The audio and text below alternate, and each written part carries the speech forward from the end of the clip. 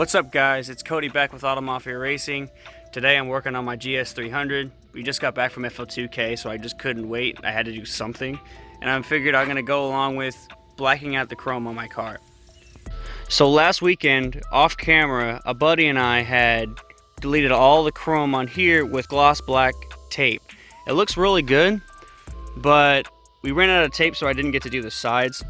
I think I'll do that another weekend when I have more. But today, what we're doing is blacking out the chrome grille. I have it here. I have a coat on already. I'm gonna do another coat in a minute. It's super simple to take this off. All you have to do is take these 10mm bolts out. 1, 2, 3, 4, 5, and then 2 on the latch.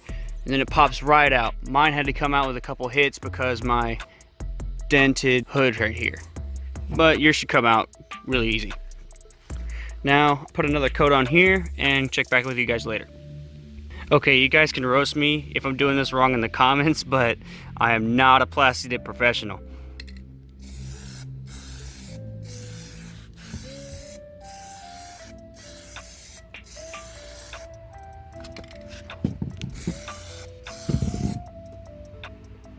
That's coat number 2.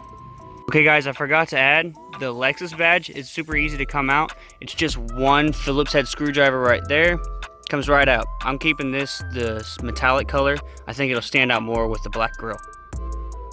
Now while I'm waiting for this to dry, a couple other things that I've done to my Lexus was restoring the headlights, which totally changed the front end, the way it looks. I think you really should keep your headlights super clean at all times.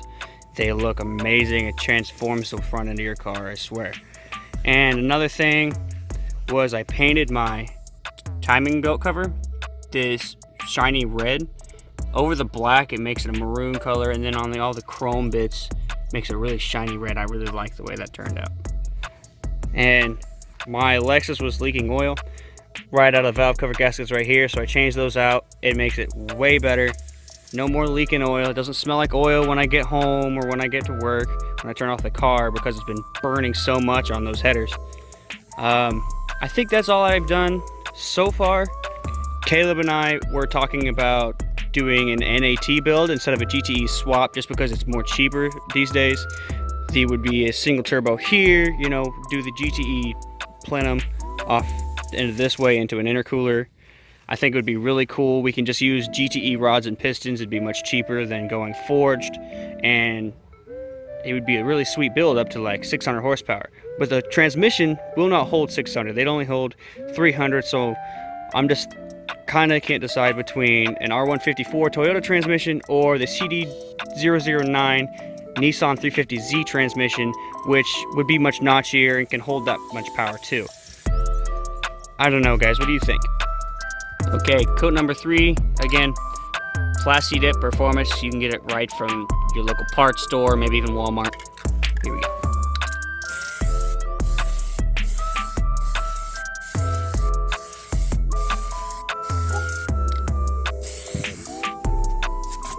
You can hear my dog in the background. She's super excited.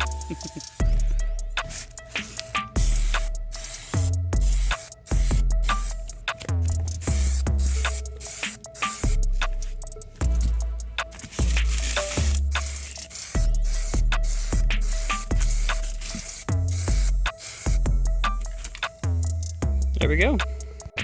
Okay guys, I'm going to do the 4th and final coat. I'm going to do it off camera to make sure I get it perfectly good and focus on that instead of the camera shot.